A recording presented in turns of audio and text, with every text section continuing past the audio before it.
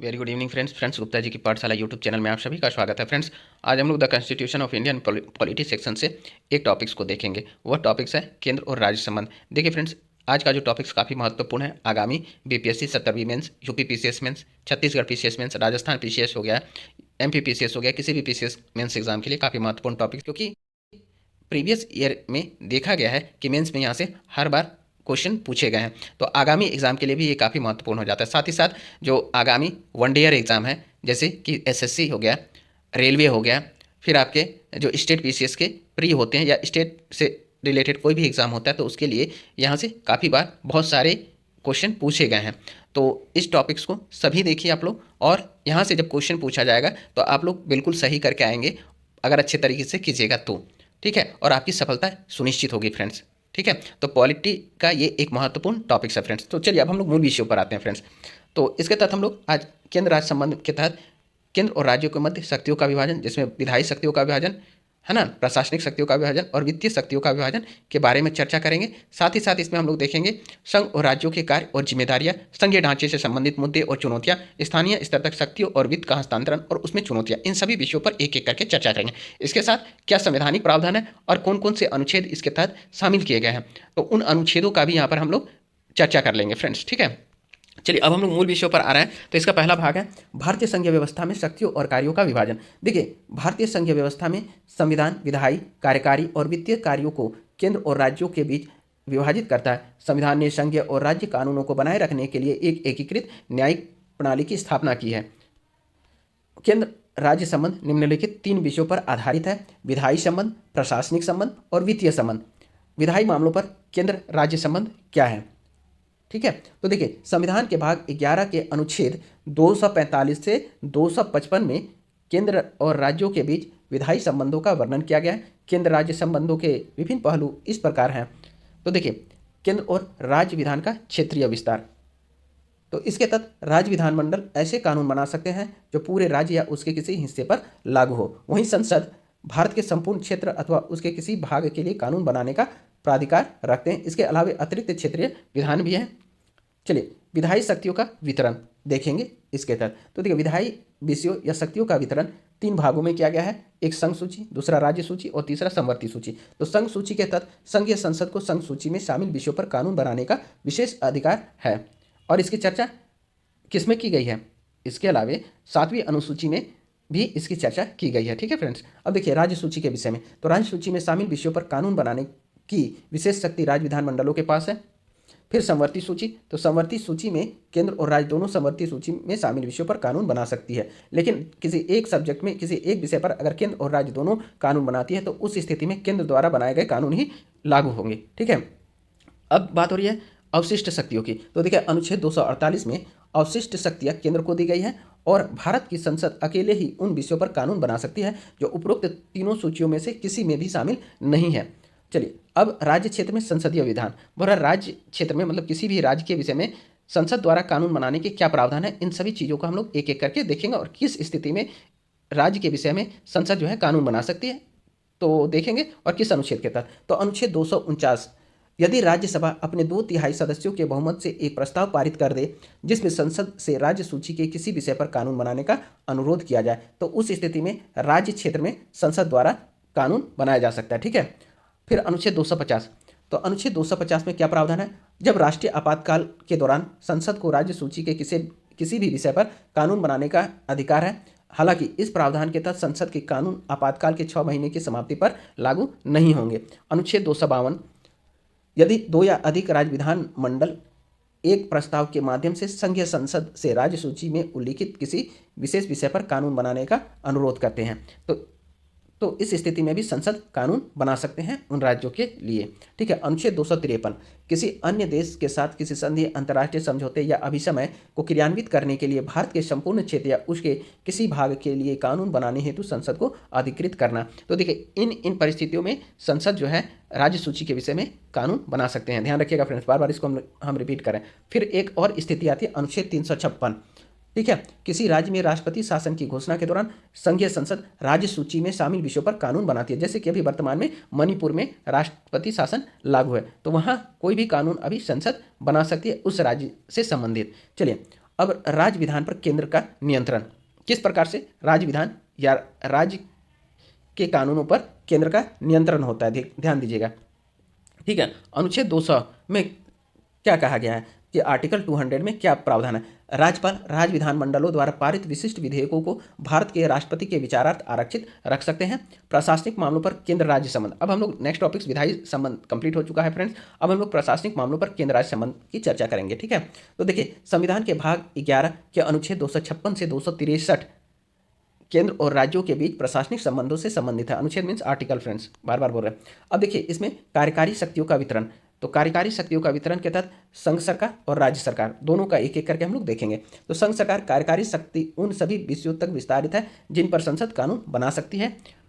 वहीं राज्य सरकार कार्यकारी शक्ति का प्रयोग संघ संसद द्वारा बनाए गए कानूनों के अनुरूप किया जाएगा। ठीक है, फिर केंद्र द्वारा राज्य को दिए गए निर्देश, तो क्या क्या निर्देश दिए जाते हैं प्रशासनिक संबंधों के संबंध में। तो देखिए अनुच्छेद 256 यानी आर्टिकल 256 क्या कहता है, प्रत्येक राज्य की कार्यकारी शक्ति का प्रयोग इस प्रकार किया जाना चाहिए कि संघीय संसद द्वारा बनाए गए कानूनों का अनुपालन सुनिश्चित हो। फिर अनुच्छेद 257 या आर्टिकल 257 कुछ मामलों में राज्यों पर संघ का नियंत्रण। अब जैसे कि आपातकाल के दौरान संबंध, देखिए राष्ट्रीय आपातकाल केंद्र के पास किसी भी राज्य को कार्यकारी शक्ति का प्रयोग करने के तरीके के संबंध में निर्देश देने की कार्यकारी शक्ति है। फिर राष्ट्रपति शासन के दौरान देखेंगे हम लोग, राष्ट्रपति शासन के दौरान केंद्र सरकार राज्य मशीनरी पर सीधा नियंत्रण रख सकती है। राष्ट्रपति अर्थात केंद्र सरकार राज्य सरकार के किसी भी कार्य को अपने हाथ में ले सकती है। लोक सेवा आयोग के संबंध में, तो देखिए लोक सेवा आयोग राज्य लोक सेवा आयोग के अध्यक्ष और सदस्यों की नियुक्ति राज्यपाल करता है, लेकिन उन्हें हटाने का अधिकार केवल राष्ट्रपति को है। ठीक है, सभी भारतीय सेवाएं। अब देखिए केंद्र का नियंत्रण और राज्य का नियंत्रण। ठीक है, इन सेवाओं पर अंतिम नियंत्रण केंद्र का है, जबकि राज्यों का तत्काल और अपेक्षाकृत कम नियंत्रण है। अन्य प्रावधान में अनुच्छेद 355 के तहत देखेंगे।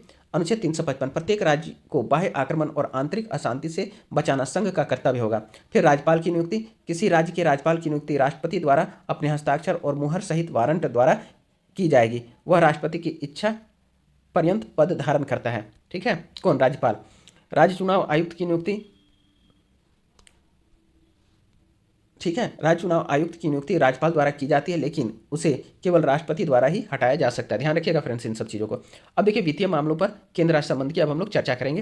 वित्तीय मामलों में केंद्र और राज्य संबंध क्या है, तो संविधान के भाग 12, ध्यान रखिएगा भाग 11 में विधायी और प्रशासनिक संबंध थे, लेकिन भाग 12 में वित्तीय शक्तियों से संबंधित प्रावधान किए गए हैं। ठीक है, तो वित्तीय मामलों पर केंद्र और राज्य संबंध संविधान के भाग 12 में शामिल अनुच्छेद 268 से 293 केंद्र राज्य वित्तीय संबंधों से संबंधित है।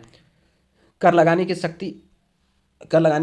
शक्तियों का आवंटन, देखिए संसद और राज्य विधानमंडल को क्रमशः संघ सूची और राज्य सूची में शामिल विषयों पर कर लगाने का विशेष अधिकार है। अवशिष्ट शक्तियां, तो कराधान की अवशिष्ट शक्ति केवल संसद के पास है।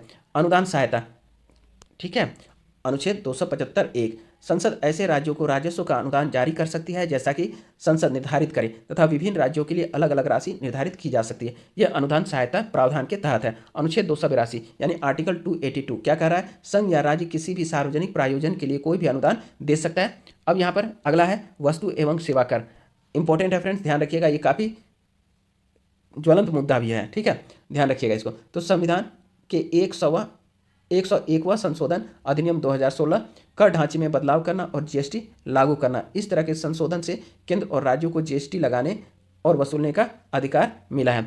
अब अनुच्छेद 280 जो वित्त आयोग से रिलेटेड है, ठीक है, वित्त आयोग अनुच्छेद 280 इसमें अर्ध न्यायिक निकाय के रूप में वित्त आयोग की स्थापना का प्रावधान है। इसका काम दोनों के बीच करों के बंटवारे की सिफारिश करना है। ठीक है, जिसकी नियुक्ति प्रत्येक 5 वर्षों में राष्ट्रपति के द्वारा की जाती है। भारत में केंद्र राज्य संबंधों से संबंधित मुद्दे क्या हैं, अब देखिए दोनों से संबंधित मुद्दे क्या क्या हैं। देखिए केंद्र राज्य संबंधों से संबंधित मुद्दे निम्नलिखित हैं। पहला तो क्या है, संसाधनों का आवंटन। दूसरा, केंद्र के कानून को चुनौती। तीसरा हो जाएगा अनुच्छेद 356 का दुरुपयोग, राज्यपाल का कार्यालय।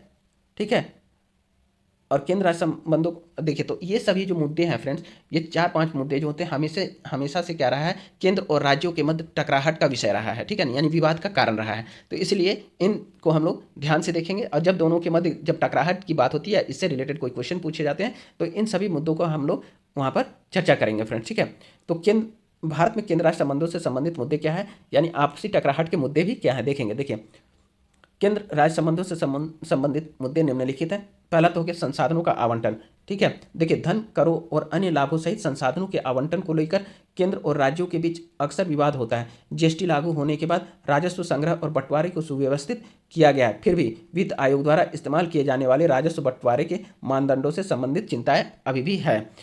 केंद्र के कानून को चुनौती। तो देखिए केंद्र के कानून को चुनौती, केरल ने भारत के सर्वोच्च न्यायालय में एक मुकदमा दायर कर सीएए को असंवैधानिक घोषित करने की मांग की है। छत्तीसगढ़ ने भी इसी तरह का एक मुकदमा दायर किया है, जिसमें राष्ट्रीय जांच एजेंसी अधिनियम की संवैधानिक वैधता को चुनौती दी गई है। अनुच्छेद 356 का दुरुपयोग। ठीक है, देखिए ऐसा कहा जाता है कि अनुच्छेद 356 का इस्तेमाल संवैधानिक तंत्र को वास्तविक रूप से ध्वंस करने के बजाय लगभग हमेशा राजनीतिक उद्देश्यों के लिए किया जाता रहा है। ठीक है, अरुणाचल प्रदेश और फिर उत्तराखंड, महाराष्ट्र और हाल ही में मणिपुर में अलग अलग मामले देखे गए हैं। राज्यपाल का कार्यालय।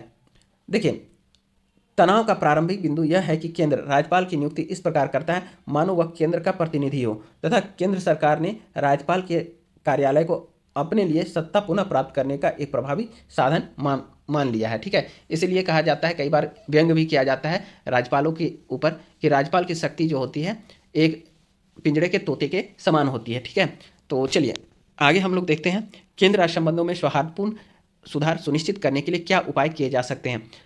अब देखिए इसके लिए दोनों के एक दूसरे के संबंधों को सुधार करने के लिए कौन कौन से उपाय किए जा सकते हैं और क्या इसके लिए सिफारिशें की गई हैं, उन सभी चीज़ों को हम लोग एक एक करके यहाँ पर देखेंगे। अपने मन से कुछ नहीं लिखना है, जो जिन चीज़ों का ऑलरेडी रिटर्न में साक्ष्य उपलब्ध है उन्हीं चीज़ों का आप लोग वर्णन करेंगे फ्रेंड्स। ठीक है, बाकी आप लोग एनालिसिस के आधार पर इसको आप लोग लिख सकते हैं। ठीक है, चलिए पहला हो गया सरकारिया आयोग 1983 ईस्वी में गठित की गई। इसमें यह कहा गया कि अखिल भारतीय सेवाओं की संस्था को मजबूत किया जाना चाहिए तथा ऐसी और अधिक सेवाएं बनाई जानी चाहिए। संघ को समवर्ती विषय के केवल उतने क्षेत्र पर कब्जा करना चाहिए जिस पर नीति की एकरूपता आवश्यक हो तथा शेष क्षेत्र को राज्य सरकार के लिए छोड़ देना चाहिए। फिर क्या हुआ, एमएम पुंछी आयोग 2007 में गठित की गई। ठीक है, उसमें क्या कहा गया कि स्थानीय निकायों को स्वशासन की संस्थाओं के रूप में कार्य करने के लिए शक्तियों के हस्तांतरण का दायरा उचित संशोधनों के माध्यम से संवैधानिक रूप से परिभाषित किया जाना चाहिए। आयोग ने राज्यपालों के लिए 5 वर्ष का निश्चित कार्यकाल निर्धारित करने तथा राष्ट्रपति को संसद द्वारा हटाने की तरह ही राज्य विधानसभा द्वारा महाभियोग के माध्यम से उन्हें हटाने की सिफारिश की है। ठीक है, किसमें, तो एमएम पुंछी आयोग 2007 में राज्यपाल को। ठीक है, आगे है संविधान के कामकाज की समीक्षा के लिए राष्ट्रीय आयोग, जिसकी नियुक्ति जो है 2000 में की गई थी। ठीक है, संविधान के कामकाज की समीक्षा के लिए राष्ट्रीय आयोग की नियुक्ति जो है 2000 में की गई थी या गठित की गई थी। तो देखिए अनुच्छेद 307 के अनुसार अंतर राज्य व्यापार और वाणिज्य आयोग को एक विधायी निकाय के रूप में स्थापित किया जाना चाहिए। आपातकाल और आपदा प्रबंधन को 7वीं अनुसूची की समवर्ती सूची में शामिल किया जाना चाहिए, जो कि अभी भी शामिल है। ठीक है, अन्य उपाय, केंद्र राज्य संस्थाएं। देखिए केंद्र और राज्यों के बीच सुचारू संबंध सुनिश्चित करने के लिए अंतर्राज्य परिषद, वित्त आयोग और नीति आयोग जैसी संस्थाओं को मजबूत करने की आवश्यकता है। राजकोषीय संघवाद, तो राजकोषीय संघवाद के तहत राजकोषीय संघवाद केंद्र और राज्यों के बीच संसाधनों के वितरण को निष्पक्ष और पारदर्शी तरीके से सुनिश्चित करता है। केंद्र और राज्यों को संसाधनों के समान वितरण को सुनिश्चित करने के लिए राजकोषीय संघवाद को बढ़ावा देने की दिशा में काम करना चाहिए।